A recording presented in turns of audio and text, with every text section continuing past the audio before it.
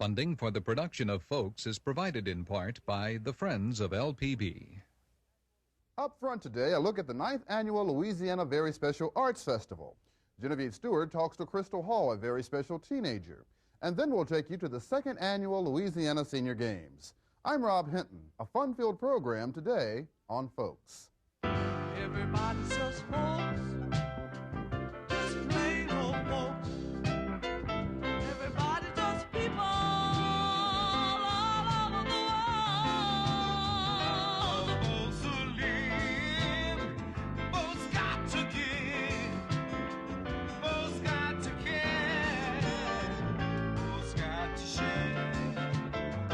Our world is small, so very small.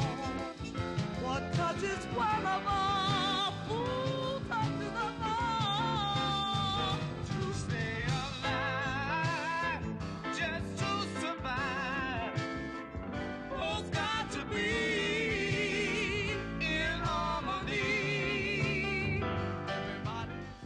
Everybody just folks, just plain old folks, just plain old folks. Everybody just folks, everybody just folks, just plain old folks, just plain old folks. Everybody just folks.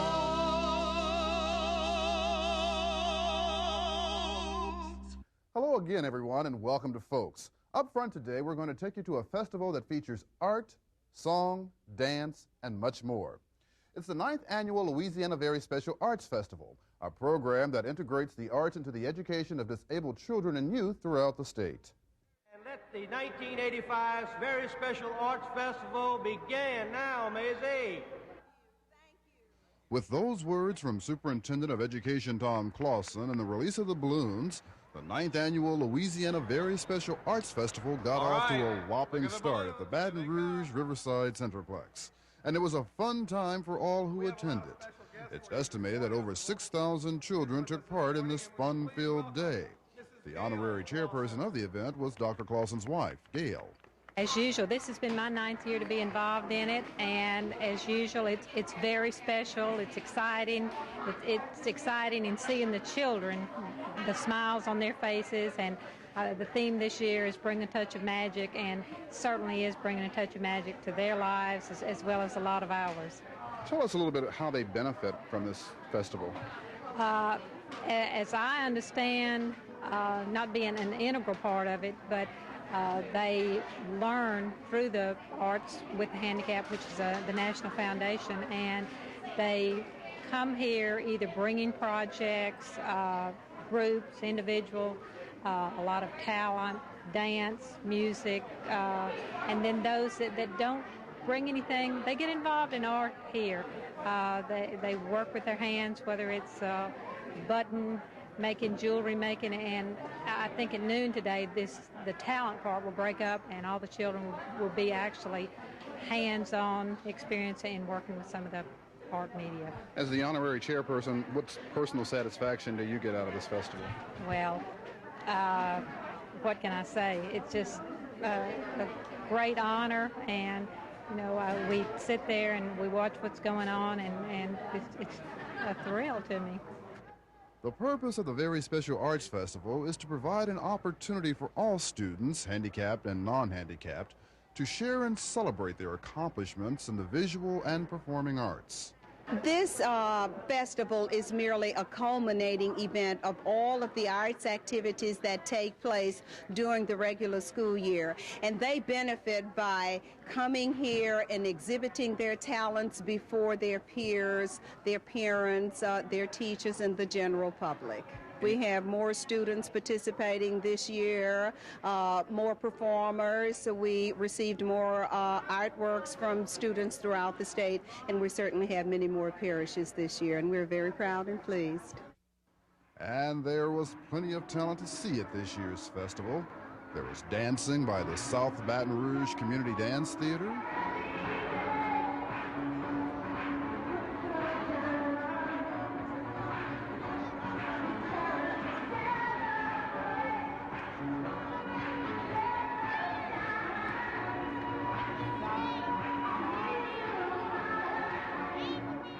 and music by the Southern University Marching Band.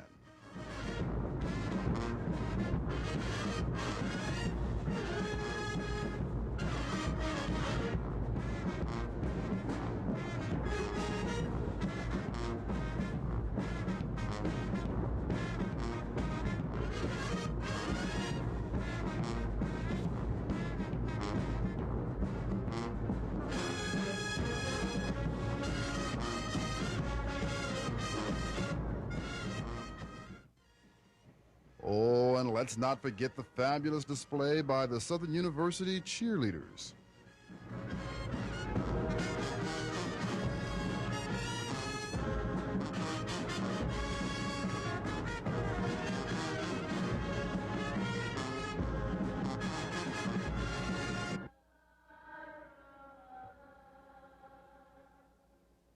One of the many talents heard from at the festival was young Kenneth Mack from Natchitoches Parish, who sang this popular song.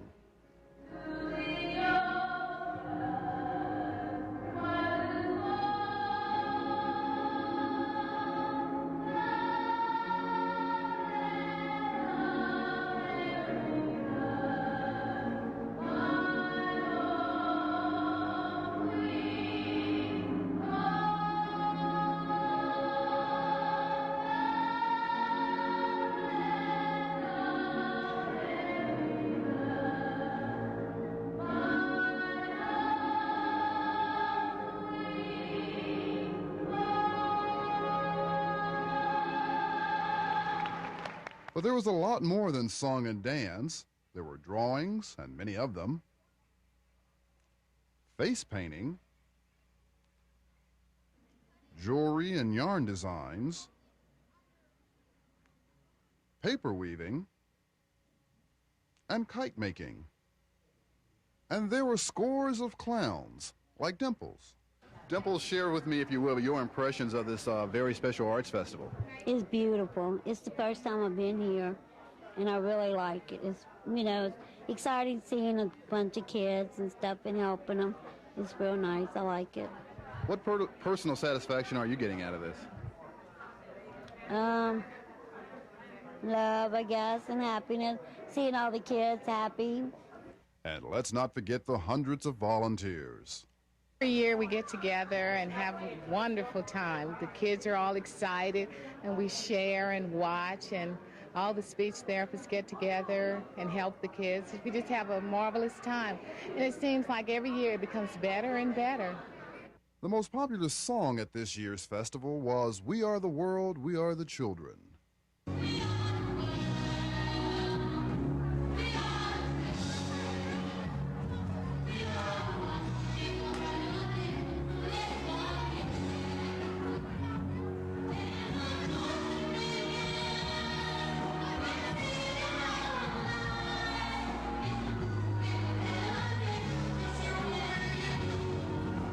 And needless to say, the children definitely made it a brighter day for those of us who attended.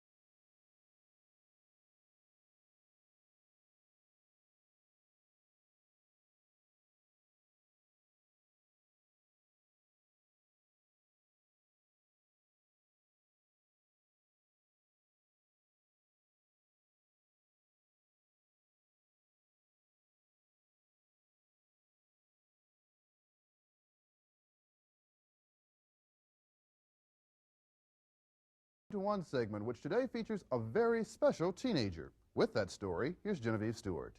Rob, our special teenager today is Krystle Hall. She is the daughter of Dr. and Mrs. Robert Hall of Baton Rouge. Krystle was born a Down syndrome child. Doctors told Krystle's parents that she might never walk, talk, or experience the American dream. Well, the doctors obviously did not know the Hall family. Because of their love and perseverance, you are about to see the American dream come true for Krystle Hall. It wasn't easy. We spoke to Krystle's mother about the first day in the hospital when the doctors informed her about her Down syndrome baby. Well, I didn't take it too lightly. I was frustrated, of course. I think I aired my feelings out in the hospital. So that I had to stay a day or two longer. But it was something about that hospital that I must have left it all there, because I had a determination when I left that she wasn't going to walk at the age of 3, 4, 5, or 6, and that she was not going to only have a few words in her vocabulary, as I was told by the doctor to expect. And so when I brought Krystle home, the entire family, we all seemed to have gone to work. First of all, we had to accept it, and that took a little time. And I remember Wayne and Robbie asked, "Mother, what's going to happen to us?" And I said, "Nothing. Nothing's going to happen to you." They said, "You were here before Krystle. And Krystle's going to come into the home in your setting. And if anybody's going to leave, it'll be Krystle. You're not going anywhere." I said, "You don't have to turn off your radio. You don't have to turn off your record players. Your friends will still come here. There'll be no changes. Krystle will fit into the family pattern." And this is exactly what she did. And they seemed to have relaxed after that. And I noticed an acceptance. Wayne and Robbie, Krystle's brother and sister, further assisted her development by inadvertently discovering that she could walk and laugh. It happened by loving and playing with her as any brothers and sisters would, because they felt comfortable with her. And I recall maybe at the age of 1.5 years, Wayne and Robbie both would get on the floor and put Krystle on their stomach. And they would be on their back, and they would slide up and down the floor with Krystle on their body. And I would be hollering, "Don't do that, don't do that, you're going to hurt her, you're going to hurt her." And she would be trying to laugh. And I was told that she would not be laughing. Don't ever expect her to smile or laugh. And I even read a book, it said that most Down syndrome children did not do too much smiling or laughing, and not to expect it. But I think Wayne and Robbie had a lot to do with making or helping Krystle to smile, because it was funny to her, and she would project in a very odd way at that time. She never had limb motor problems with her limbs or anything. And I think because she didn't have it was because of the children moving her about all the time. And she realized that she could use her legs and her arms and what have you. Krystle's independence and desire to learn are identical to, and perhaps greater, than those of most children. The teaching methods are different, but the end results in her learned skills are virtually the same, such as learning how to set a table, or her way around a strange hotel. When we would go on vacation somewhere, we would go into check into the hotel. And every place we go for the first day, Krystle would have to take us and bring us back. And then second or third day, Krystle would say, "Well, I'm going downstairs." We'd let her go. She'd get on the elevator and go by herself. Of course, each one of us would go a different direction and get on the elevator, and she wouldn't know that we'd be behind her. And we'd be observing her, and she could handle herself. When she got ready, she'd get back on the elevator, and she would come back on her floor and get off. And we would be hiding in corners and sniggling, and it would be so much fun. But several times she got lost in a hotel. And one time, I believe it was in Dallas, a real huge hotel, the Peachtree Hotel or something. and we had to alarm the hotel, and they immediately got on it and found Krystle changing elevators on something like the 22nd or 30th floor, and could have cared less. We were lost. She was not lost. I love it. And you probably were. You were told at one point that there could be a potential speech problem. She indeed may not talk. You taught her how to talk. Share with us how you did that. I'm not so certain that I was the guilty one, but I tried a few skills that maybe people might frown upon. I used some sailor words. First of all, I know that my other two children, the first words were daddy, that the D's were easy. So I thought about daddy and the word damn, and I tried it on her, and it came out. And after that word, I went to some more sailor words. And she attempted to get the S's out and a few other alphabets. And I kept practicing until she could say the word, and one day she embarrassed me with the word. So I said,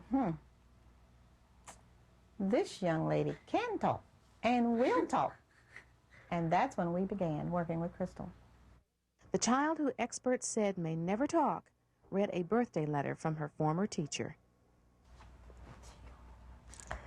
Dear Krystle, I just wanted to say happy birthday and wish you many more. I really miss you. Miss your cute little face, all the little hugs and kisses and bye-byes. I hope you, Mommy, and Robbie and Wayne are working really hard this summer. Be careful and good, and remember, you're a very special little girl. I love you, Mr. Cal. Ida feels that most special children can be taught with the proper assistance. She credits the state-funded special education programs with providing the methods she needed to cope with Krystle's early signs of independence. At age 9 months, Krystle and Ida were enrolled in the early intervention program. Ida learned there how to encourage her child's independence without inhibiting Krystle's development. That was one of the reasons that I resorted to the retardation program, because I felt that I couldn't work with her any longer, and I went there for help. And since this is one of the help programs, they showed me exactly what I was doing wrong, how I was supposed to handle the spoon, and perhaps if she had too much in her mouth, we would go through the drills on the floor. And any problem that I had with her, we worked it out right there. And I would come back home and it would work just perfect. And so any parent that refused to go to some of these programs where these self-help skills will help them along with the child, that would make it so much easier for them, make their home so much more delightful. Krystle has never been a handicap to any of us. You don't even like the term, do you? Oh, no, I don't like the term at all. She's an exceptional child. People often marvel at Krystle's ability to handle sharp objects and her cooking skills. She often wins at backgammon and checkers. Singing in the church choir, playing the piano, and reading are her other favorite hobbies. Krystle is exceptional because her family is exceptional. They have exposed her to a variety of outlets, like athletics. She has won 11 silver and gold medals and 16 ribbons for participation in Special Olympics gymnastics and swimming. Krystle has been a poster child, honored by the governor and city councilman. Her home environment and teachers set the tone for her acceptance and achievements. Children here in our community have always blended with Krystle and worked with her. We always allowed people to say anything they wanted to say, do anything they wanted to do for Krystle, and we never frowned upon it. And it made it so that they felt free to ask us anything that we wanted, to say anything to her. And all of these were things that that helped her to grow, because we can't do all the teaching. We're not always with her. And she has such a good sense of humor. Lovely. I wished I had it. She's got a good wit. Very much so. Does that keep you going? I certainly should say that it does. She keeps excitement in the home at all times. There's always something going. She's a child that the piano's over there, and she is going to play it because everybody else is playing it. And Krystle plays the piano. Dr. and Mrs. Hall aren't resting on their laurels with Krystle's accomplishments. They will soon be facing another challenge. Louisiana does not provide special education classes on the high school level. Krystle must achieve a mean test score in order to qualify for mainstream high school classes. Right now, it's a crucial period with Krystle. This is her last year for middle school. Next year, 85, 86, she will be eligible for high school.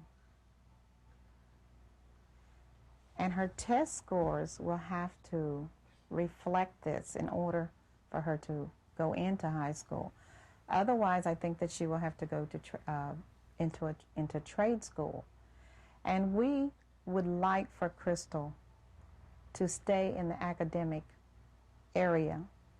Like all parents, her family has long-range goals and aspirations for Krystle.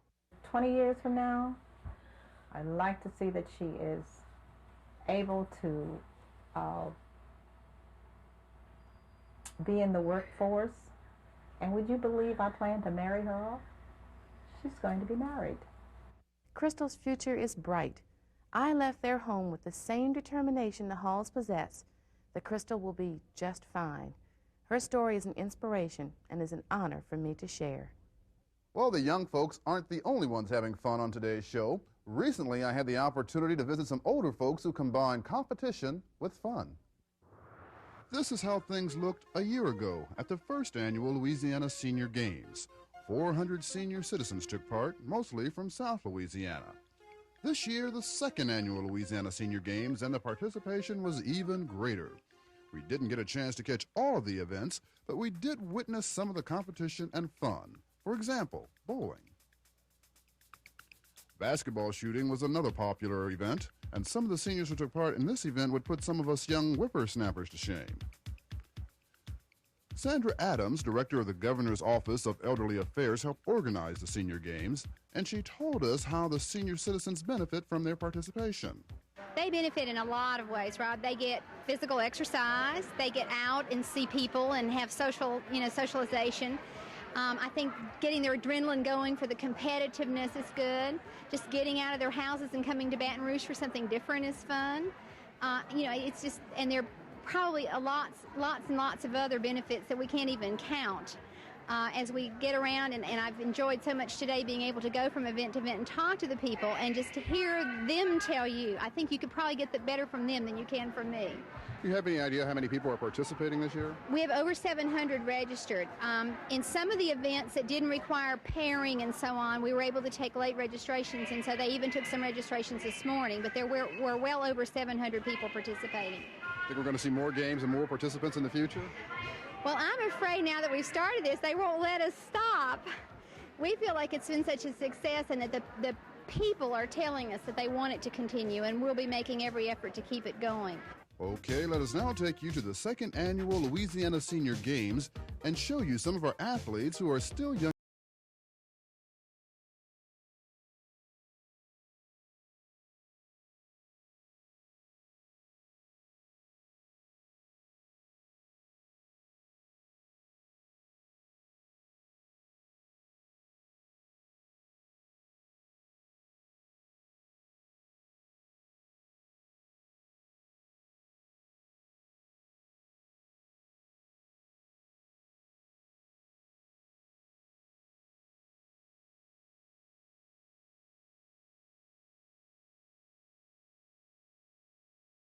Week. Thanks for watching. Our final show for this season airs next Sunday, and we hope to see you then. Bye-bye.